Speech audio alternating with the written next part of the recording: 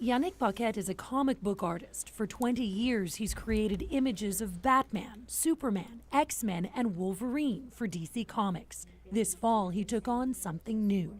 That project was not fiction, it was actual real people. When I've met them, it crystallized this vision that these people are very tough. I mean, they are mentally very strong. They look forward in a positive way, you know, even though they have these huge obstacle that they climb. You know, well, they are heroes from the start. 10 people, leaders of the Morquio A rare disease community, transformed into comic book heroes to raise awareness.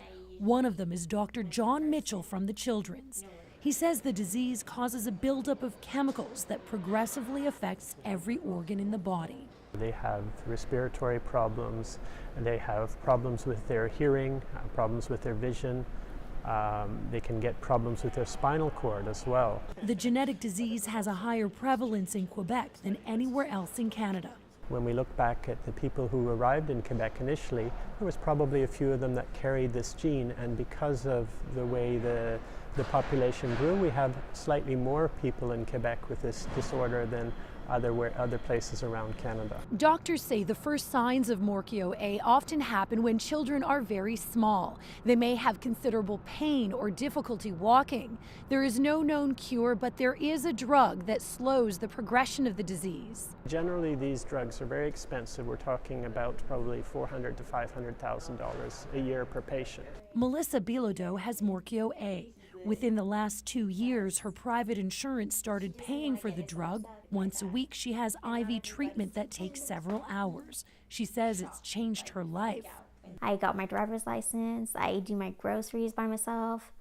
I do so much stuff by myself that I didn't before, and that's really helped me, you know, be more active in the society as well. Diagnosed when she was 4, Melissa had 4 surgeries before she finished primary school. Then she started using a wheelchair. When people look at me in the streets, for example, you don't notice it until you're in a wheelchair, but people look at you a lot. And for me, it's just about understanding why they're sometimes uncomfortable with my disease, but telling them about it, not being like in my bubble because of that. Melissa's confidence and candor and her goal to make the drug universally accessible through provincial healthcare programs, not just private insurers, is what made her a Morquio A superhero. If you give this to a 2-year-old, it's kind of a cure for him. He's not going to get worse, and it's really big. It's a big deal because it's less suffering, it's more dignity, and it's quality of life for the child, but also the parent. Quebec has evaluated the drug and has decided not to put it on their list of medications. But there are ways of going around that and trying to get the patients on the treatment. Doctors apply for patients on a case-by-case basis. It's a lot of money, but from another point of view, we don't have a lot of other options for these patients, and it's not their fault that they have a disease that's rare. The treatment has literally given Melissa a new lease on life, something she is grateful for. I feel the need to give back, to help people as well, because I know I'm lucky to be in the world that I live. Aphrodite Salas, CTV News.